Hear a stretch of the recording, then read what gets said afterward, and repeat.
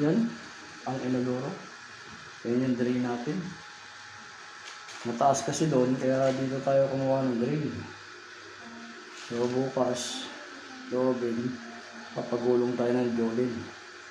Dapat dyan babagsak yung Jolene. Ibig sabihin, kanya babagsak ang Jolene, yung ating mga tubig na agos dito, papunta dyan. Dyan, sa drain. Okay. Ano yun ito na natin? Whew.